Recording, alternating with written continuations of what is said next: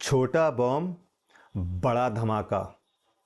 मैं बात कर रहा हूँ उन मार्क्स की, उन क्वेश्चंस की जो आपकी रैंक को ऊपर लेके आते हैं और यही क्वेश्चंस आपकी रैंक को नीचे भी लेके आ जाते हैं। मैं बात करने जा रहा हूँ आज आपसे 3 मार्क्स के क्वेश्चंस की।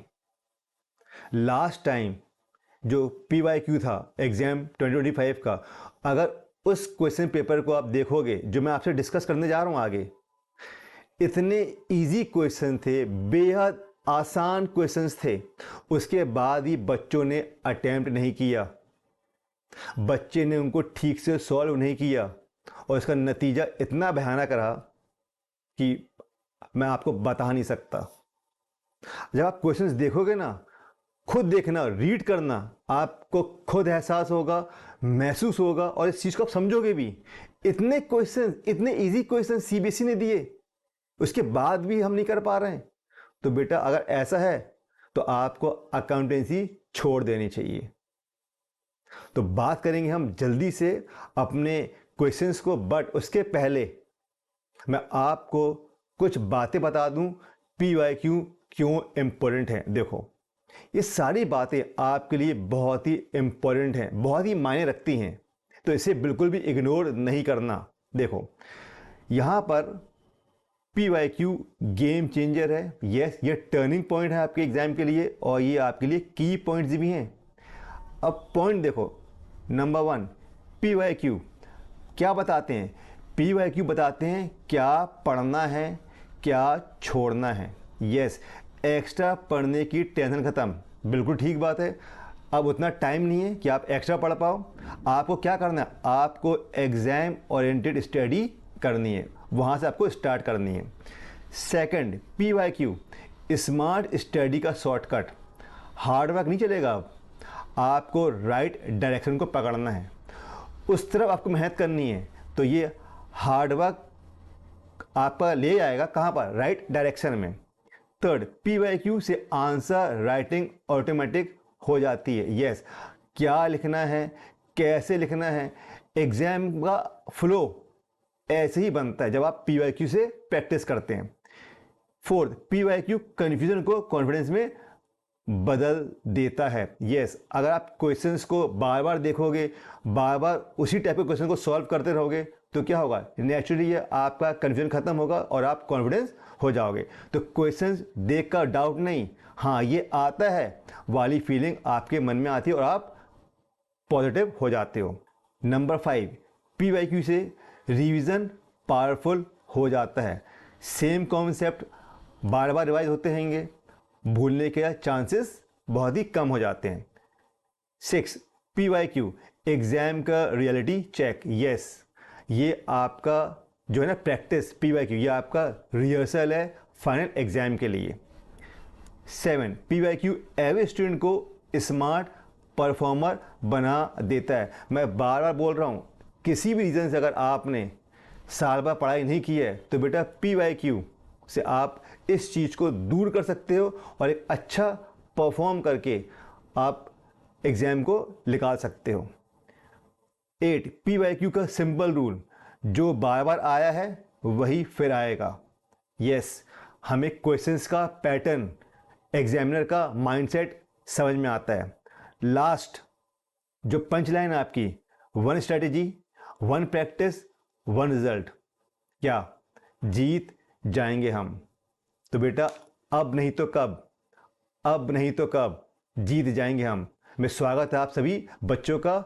हम स्टार्ट करते हैं अपने 3 मार्क्स के क्वेश्चंस को। बेहद इजी क्वेश्चन है, देखो आप स्किप नहीं करना। देखो आप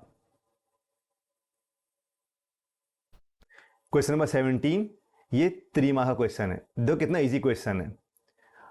अनुभा एंड युविका पार्टनर हैं, इनका जो PSR है वो 3:2 है, मतलब ये इनकी ओल्ड रेशियो है। 1 अप्रैल को they decided to say PSR in the ratio of 2:3, मतलब उन्हें अपनी रेशियो चेंज कर दी। On this date the balance sheet showed a balance of ₹50,000 in general reserve, मतलब उनकी बैलेंस शीट में जनरल रिजर्व 50,000 का है, ठीक है। And a debit balance of ₹2,50,000 in profit and loss account, मतलब उनके पास लॉस है 2,50,000 का। Partner decided to write of profit and loss account, उनको राइट ऑफ करना है प्रॉफिट एंड लॉस अकाउंट को, ठीक है, but decided not to distribute general reserve. क्या कहते हैं लोग, हम जनरल रिजर्व को डिस्ट्रीब्यूट नहीं करेंगे। Pass journal entries for the above transaction and show your working clearly. कितना इजी क्वेश्चन है।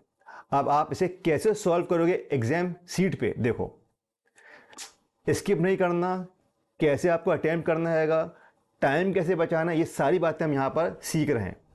सिर्फ हमारा मकसद यहाँ पर पेपर सॉल्व करना नहीं है, आपके थोड़े बहुत कॉन्सेप्ट को क्लियर करना भी जरूरी है, सारे बच्चे सॉल्व कर पाएँ।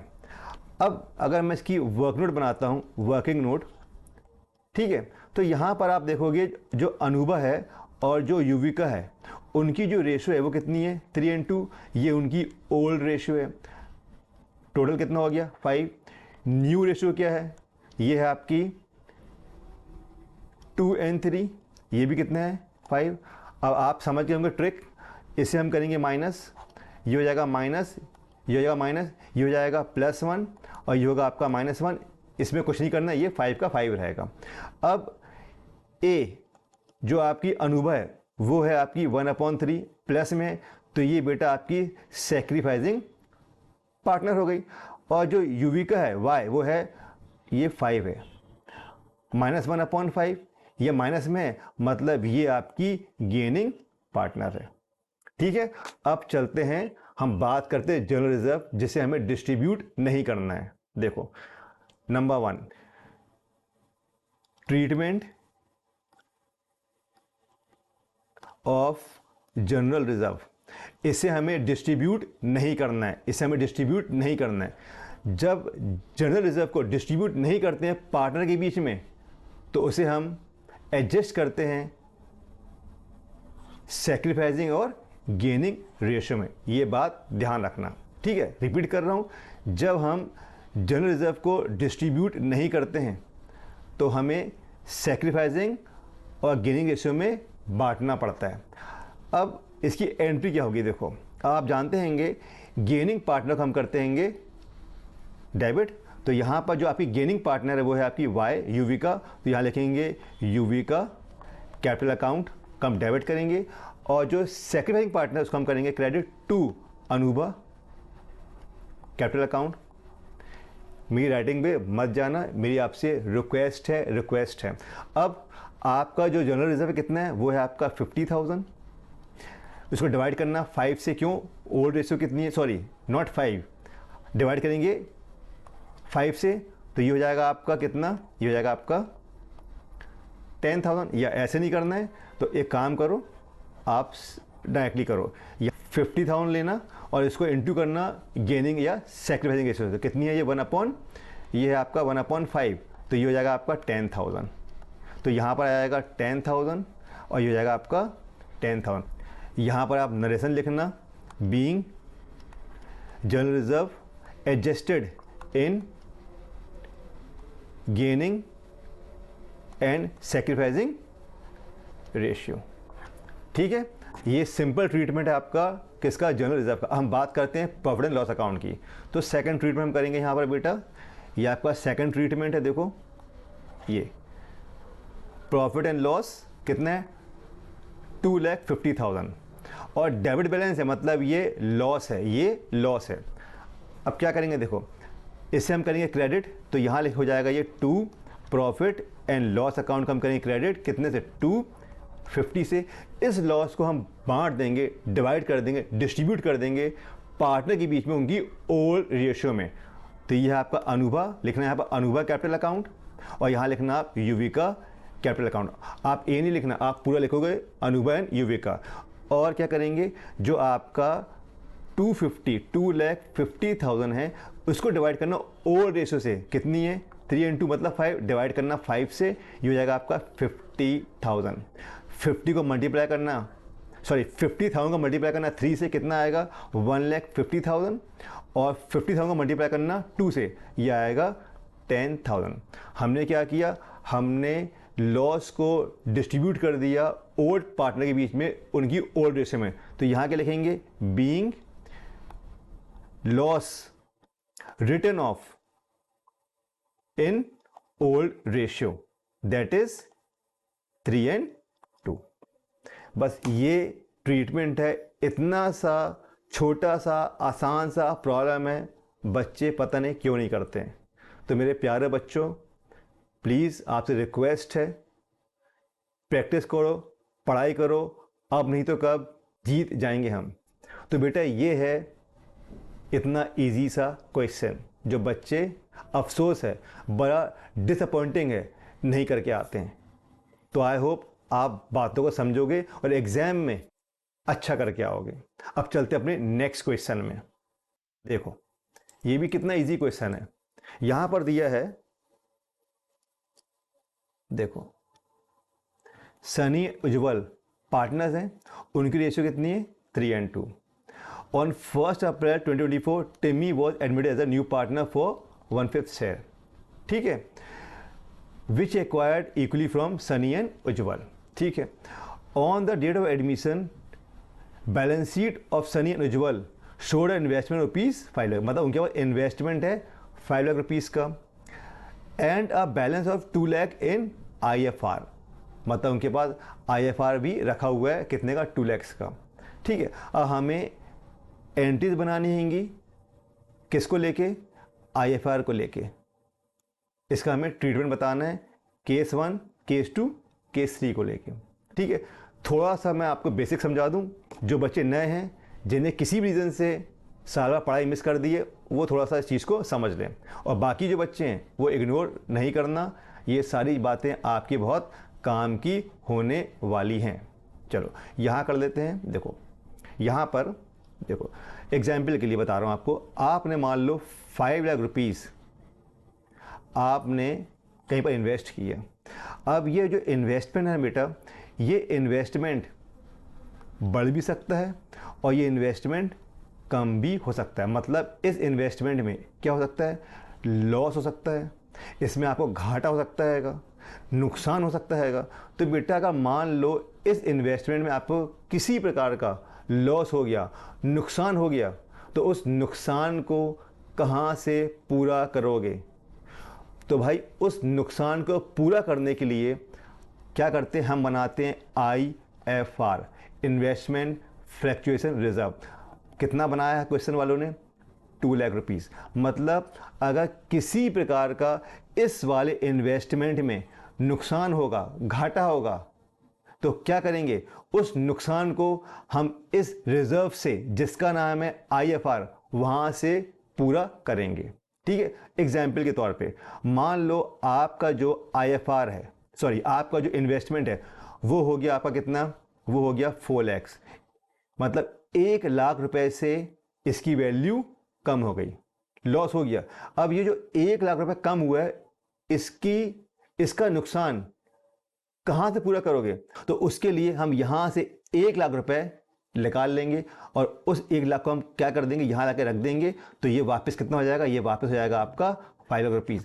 और यहाँ का जो 1 लाख रुपए बचा, वो पार्टनर्स आपस में बांट लेंगे। तो जितना भी नुकसान होगा, जितना भी घाटा होगा, उस नुकसान को कहाँ से पूरा करेंगे, इस IFR से पूरा करते हैं। और जो बच जाता है वो हम पार्टनर्स को बांट देते हैं। एक चीज़, दूसरी गलती क्या करते हैं बच्चे क्या करते हैं, इस IFR को, देखो क्वेश्चन में क्या दिया, देखो अब बच्चे कहाँ बेवकूफ़ बनते हैं। देखो बच्चे क्या करते हैं, ये जो IFR है ना, वो ओल्ड पार्टनर्स के लिए होता है। बच्चे क्या करते हैं, एग्जाम में नए पार्टनर को ही बांट देते हैं। ये करते हैं बेवकूफ़ी। तो भाई जो आपका IFR है, ये जो IFR है ना, ये होता है ओल्ड पार्टनर्स के लिए, नए पार्टनर के लिए नहीं होता है, ठीक है। अब चलते हैं अपने क्वेश्चन में। देखो अब जो हमारा फर्स्ट कंडीशन है, मार्केट वैल्यू जो इन्वेस्टमेंट की कितनी है, 5 लाख। मतलब इन्वेस्टमेंट में ना कोई घाटा हो रहा है, ना कोई फ़ायदा, ना इंक्रीज़ हुआ, ना डिक्रीज़ हुआ, मतलब से कोई भी नुकसान नहीं हो रहा है। अगर नुकसान नहीं हो रहा है तो ये जो 2 लाख रुपए हमने बचा के रखेंगे इस नुकसान को पूरा करने के लिए। अब नुकसान तो हुआ नहीं, तो भाई ये पूरा जो IFR है ये पार्टनर के बीच में बांट देना। अब ये जो IFR होता है ना, ये होता है क्रेडिट साइड का, मतलब इसका जो नेचर है होता है क्रेडिट नेचर का।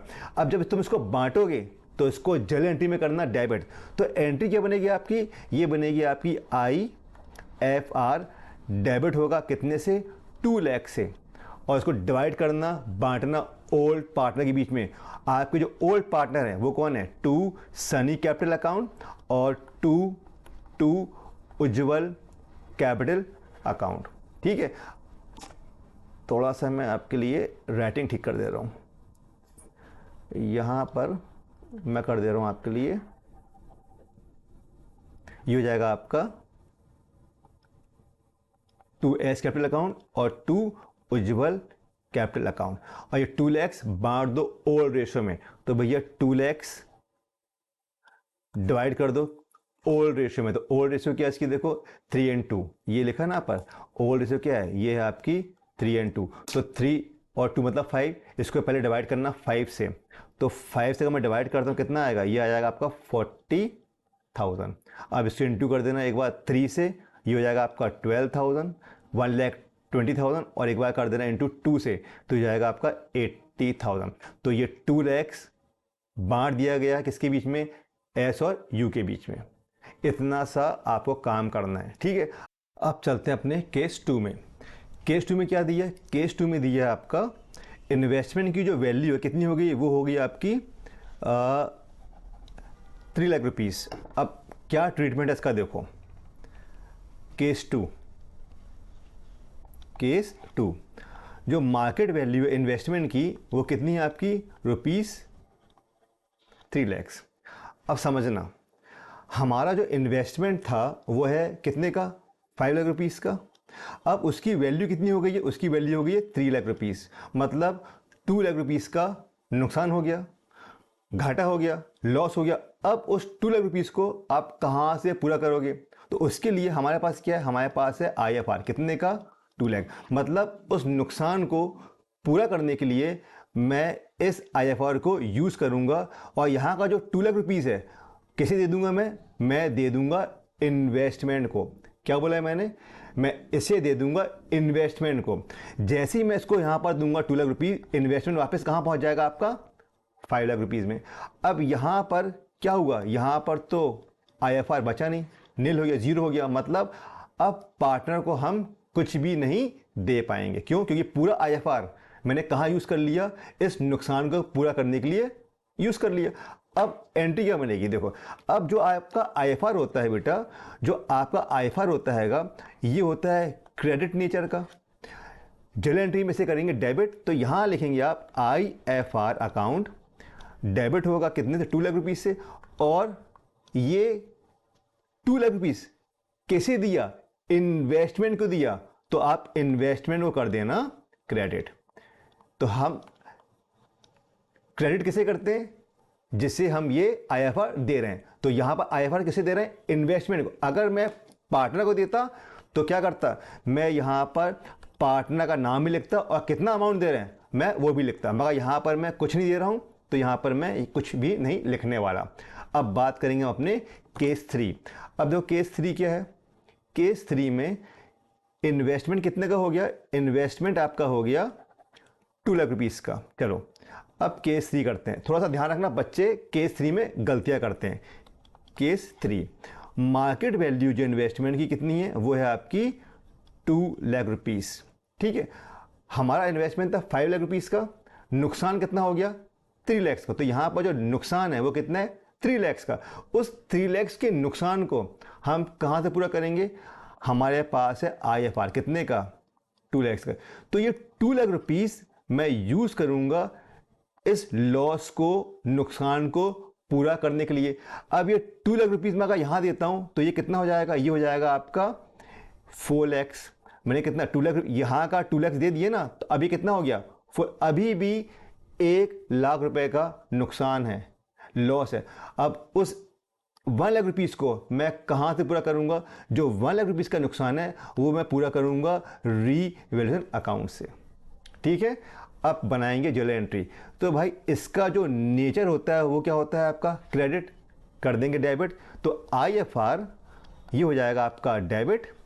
ठीक है, और 1 लाख का जो नुकसान है उसको पूरा करेंगे रीवैल्यूएशन अकाउंट से, उसको भी करना यहाँ पर आप डेबिट 1 लाख, और ये पूरे 3 लाख किसी दिए? इन्वेस्टमेंट को दिए, यहाँ करेंगे हम इन्वेस्टमेंट अकाउंट को क्रेडिट, कितना? 3 लाख से। ठीक है, अगर आपको सब समझाने के लिए बोला, अगर कुछ पैसा हम देते हैं पार्टनर्स को तो यहाँ हम लिखते किसे हम क्रेडिट करते हैं? जिसे हम पैसे दे रहे हैं। अब यहाँ पर ये जो रीवैल्यूएशन अकाउंट है ना, ये ओपन हुआ है, इसको क्लोज करना, यहाँ पर था डेबिट, कर दे से क्रेडिट टू रीवैल्यूएशन अकाउंट को हम कर देंगे क्रेडिट, कितने से? 1 लाख के। अब इस नुकसान को कौन पूरा करेगा? ओल्ड पार्टनर अपनी ओल्ड रेशो में करेंगे। वो पार्टनर कौन है? यहाँ लिखेंगे एस कैपिटल अकाउंट और लिखेंगे उज्ज्वल कैपिटल अकाउंट। 1 लाख रुपये का घाटा है, नुकसान है, तो 1 लाख हम डिवाइड करेंगे उसको ओल्ड रेशो से, कितने? 3 and 2 मतलब 5 से डिवाइड करना, ये हो जाएगा आपका 20,000। अब 3 को डिवाइड इंटू करना 20 से, 60,000 का नुकसान कौन पूरा करेगा? सूरज। और 2 को इंटू करना 20 से, 40,000 का नुकसान कौन पूरा करेगा? उज्ज्वल। तो ये एंट्री है रीवैल्यूएशन अकाउंट को क्लोज करने के लिए, और इस नुकसान को कौन उठाएगा? पार्टनर उठाएंगे अपनी ओल्ड रेशो में। तो फ्रेंड्स, देखा आपने कितने इजी क्वेश्चंस हैं 3 मार्क्स के। ये आपके रिजल्ट्स को ऊपर लेके जाएंगे बेटा, और यही मार्क्स आपके रिजल्ट को नीचे लेके आ जाते हैं। इतने इजी क्वेश्चंस हैं, बच्चे नहीं करते हैं, बड़ा दुख होता है, बहुत डिसअपॉइंटिंग होता है। तो बच्चों, मैं ये उम्मीद करता हूँ कि इस बार आप डिसअपॉइंट नहीं करेंगे, आप एग्ज़ाम्स को अच्छा करेंगे।